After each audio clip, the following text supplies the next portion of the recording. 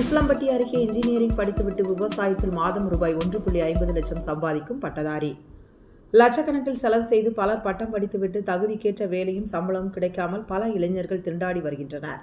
இவர்களுக்கு விவசாயம் என்பது பாட புத்தகத்தில் படித்ததாகத்தான் இருக்கும், நடைமுறையில் தெரியாது. ஆனால் டிப்ளமோ இன்ஜினியரிங் படித்துவிட்டு விவசாயம் செய்து மாதம் ரூபாய் 1.5 லட்சம் சம்பாதித்து வருகிறார் உசிலம்பட்டி இளைஞர் ஒருவர். லட்சக்கணக்கில் விவசாயத்தில் சம்பாதிக்க முடியும் என்கிறார் இந்த பட்டதாரி. இதற்கு விவசாயத்தை ஏனோதானோ என பார்க்காமல் விரும்பி செய்தாலே போதும் என்கிறார்.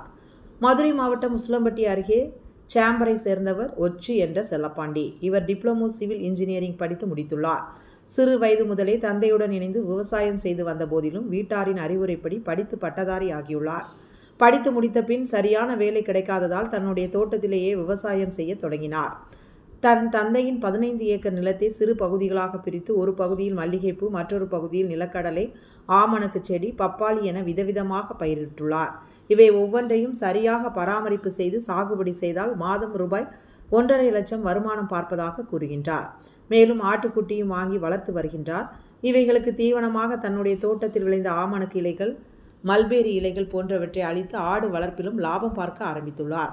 செல்லப்பாண்டி கூறுகையில், விவசாயத்தை ஏனோதானோ என செய்யாமல் விருப்பப்பட்டு முழு ஈடுபாடுடன் பார்த்தால் கண்டிப்பாக லாபம் பார்க்கலாம் என கூறினார். விவசாயத்தில் கஷ்டப்பட்டு வேலை பார்ப்பதை விட இஷ்டப்பட்டு வேலை பார்த்தால் வெற்றியும் லாபமும் தேடி கைக்கு வரும் என்பதே உண்மை. பேட்டி ஒச்சு என்ற செல்லப்பாண்டி. மதுரை உசிலம்பட்டி சங்கர்நாத்.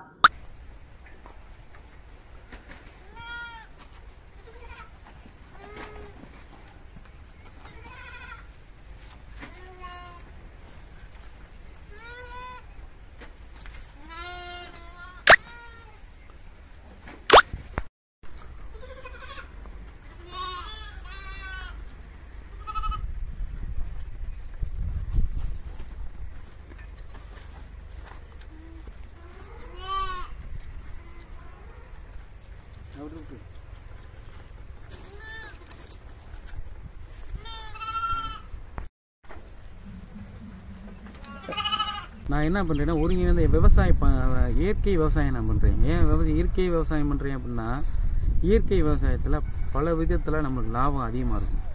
ஏன் லாபம் அதிகமாக இருக்குன்னா, நம்ம கடல புண்ணாக்கு, வேப்ப புண்ணாக்கு, அதுபோக ட்ரை ஃபீல்டில் ஆட்டு புழுக்க, மாட்டு சாணம், இது பூரா நம்ம எதுக்காக இதெல்லாம் சொல்கிறோமோ, இது மட்டும் இல்லாமல் மீன் கரைசல், இது எல்லாமே மலிவான விலையில் நம்மளுக்கு கிடைக்கிது. இதே வெளியில் டிஏபி, யூரியா அது இதுன்னு வாங்குறோம்னா அதெல்லாம் நம்மளுக்கு செலவு அதிகம் தான்.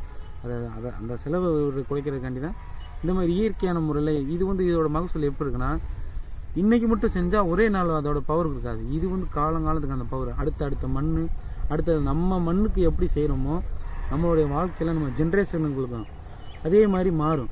நம்ம ஜென்ரேஷன்னா இப்போ எனக்கு ஒரு பையன் இருக்கேன். அந்த பையன் அந்த சாப்பாடை சாப்பிட்றேன். அந்த சாப்பாடு அந்த அவனோட பையனுக்கு போகணும். அந்த மாதிரி நம்ம அந்த மண்ணுகளை அந்த அளவு டெவலப் பண்ணி வச்சுக்கிட்டோம்னா அந்தந்த மண்ணுக்கு அதை தான் நம்ம கொடுத்துக்கிட்டே போகிறப்ப அடுத்த வாரிசுக்கு அதுவும் நல்லா வருது. அதுபோல் தான் நம்ம வாழ்க்கையிலையும் அது மாதிரி இயற்கை விவசாயத்தில் நான் என்ன செய்கிறேன்னா, மாதத்துக்கு 1-லேருந்து 1.5 லட்ச ரூபா வருமானம் என்னால் சம்பாதிக்க முடியுது. ஏன் அப்படின்னா, நான் ஒவ்வொரு விவசாயம் ஒவ்வொரு வெள்ளாமையும் நான் பார்த்து பண்ணிகிட்ருக்கேன். எதனால் நான் இதெல்லாம் சொல்கிறேன் அப்படின்னா, வரக்கூடிய இளைஞர்கள் ஏன் அப்படின்னா, நான் ஒரு இடத்துல வேலைக்கு போனால் என்னால் இன்றைக்கி நான் இன்ஜினியரிங் படித்தவங்களுக்கு 20, 30 அது மாதிரி சம்பளம் மட்டும்தான் வாங்க முடியும். என்னால் என்ன பிரயோஜனம்னா, ஒரு பொருளை இன்னொரு பொருளை மாற்ற தான் முடியுமே, அது வேறு எதுவுமே இல்லை. ஆனால் இதில் எனக்கு என்ன ஒரு சந்தோஷம் இருக்குன்னா, நம்மளை வச்சு ஒரு ஆயிரக்கணக்கான பேர் உணவாக சாப்பிட்றாங்க. அங்கே ஒரு ஆள் 2 ஆள்ன்றதை காட்டியும் ஆயிரக்கணக்கான பேர். அது மட்டும் இல்லாமல் நம்ம இன்னொரு ஆள்கிட்ட சம்பளத்துக்கு போகிறது எதுக்கு? நான் என்ன செய்கிறேன்னா, எனக்கு கீழே ஒரு 4 ஆள் சம்பளத்துக்கு வேலை வச்சு அந்த விவசாயத்தையும் பார்த்துக்கிறேன். எனக்கு நான் சொல்கிற வருமானம் கண்டிப்பான முறையில் கிடைக்கும். ஒவ்வொரு விவசாயம் பண்ணுறது பெருசு இல்லை. நான் என்னென்ன பண்ணுறேன்னா, அகத்தி, மல்பேரி, கடலை, ஆமணக்கு, இந்த மாதிரி ஒவ்வொரு வெள்ளாமையெல்லாம் பண்ணுறோம்.